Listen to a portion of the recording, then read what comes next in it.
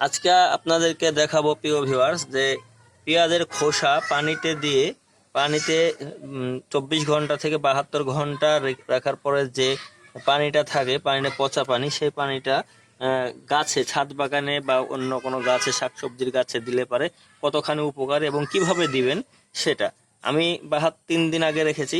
এটা অনেক ইয়ে হয়েছে এবং অনেক সুন্দর হয়েছে। এটা এখন তুলে নিব, তুলে নেওয়ার পরে এটা ছেঁকে নেব। এটা আমি আগে সুন্দরভাবে 72 ঘন্টা পরে নেড়ে নেবেন। নেড়ে নিয়ে যে একটা ইয়ে আছে সেটা সুন্দরভাবে আপনি গাছে প্রয়োগ করতে পারবেন। কিভাবে প্রয়োগ করি আমি সেটা আপনারা দেখেন। আর যারা আমার চ্যানেলটি সাবস্ক্রাইব করেননি তারা অনুগ্রহ করে সাবস্ক্রাইব করে রাখবেন। আর যারা আমার ফেসবুক পেজ আছে, ফেসবুক পেজটিকে ফলো দিয়ে রাখবেন। তাহলে পরবর্তী যে ভিডিওগুলো আমি ছেড়বো খুব দ্রুত আপনারা দেখতে পাবেন সুন্দরভাবে। এবার চেপে চেপে নিব।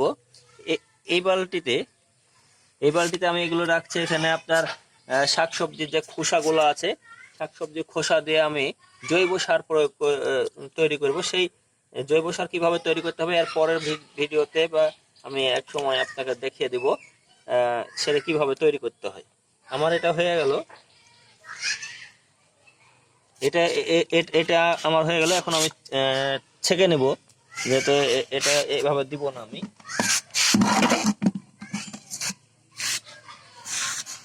এটাতে আমি একটা কাপড় নিয়েছি, কাপড়ের নেটের মতন কাপড় নিয়ে আমি সুন্দরভাবে ছেঁকে নেব।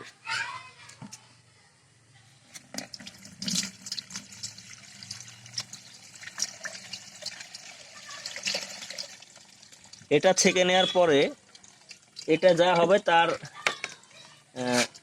2 ডবল, মানে 1 লিটার এই পেঁয়াজের পানিতে আপনি আরো 2 লিটার পানি ব্যবহার করতে পারবেন বা 3 লিটার পানি ব্যবহার করতে পারবেন। এরকম পানি দিলে গাছে দিতে পারবেন। এটা সুন্দরভাবে চেপে নিব, দেখছেন।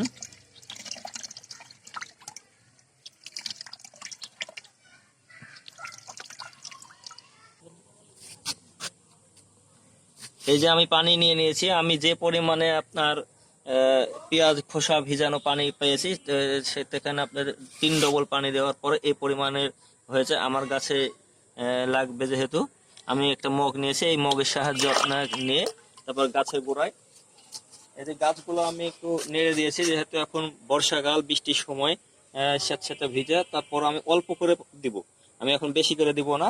আমার গাছের রোগ বালাইয়ের জন্য আমি অল্প করে এভাবে ছিটিয়ে ছিটিয়ে আমি দিয়ে দেবো সুন্দর করে। তাহলে পরে আপনার এর উপকার হলো ডিএপি সারের যে কাজ এবং অন্যান্য সারের যে কাজ, সেই কাজগুলো, সকল উপাদানগুলো এই পেঁয়াজ ভেজানো পানিতে কাজ করবে। আপনার গাছ সুস্থ থাকবে, পোকামাকড় হবে না, তারপর গাছ উর্বর হবে, গাছের যত প্রকার জীবাণু আছে সেগুলো ধ্বংস করে দিবে। তারপর আপনার গাছের কচি পাতা বের হতে সাহায্য করবে এবং গ্রোথ ভালো হবে, ঝোপালো হবে গাছটা। সেভাবে আপনি দিবেন। এভাবে আপনার প্রতিটা গাছে গাছে গুঁড়াই দিয়ে দিবেন। আমি এটা আনার গাছে দিলাম, এখন দিব লেবু গাছে। আপনি যে কোনো গাছে, শাকসবজি থেকে শুরু করে আনার গাছ থেকে শুরু করে যে কোনো গাছে আপনি দিতে পারবেন, এভাবে দিবেন। আমি তারপর দিচ্ছি হচ্ছে আমার পেয়ারা গাছ আছে, পেয়ারা গাছে দিচ্ছি। আপনারা দিবেন, সুন্দরভাবে দিবেন।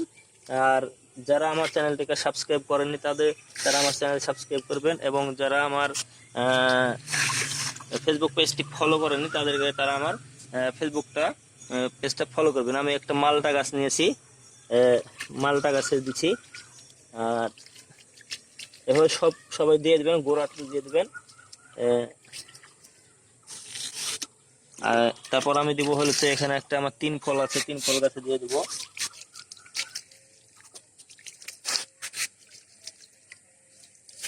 আপনারা এভাবে দিবেন, কোনো সমস্যা হবে না। এগুলো মাসে 15 দিন পর পর দিবেন। আর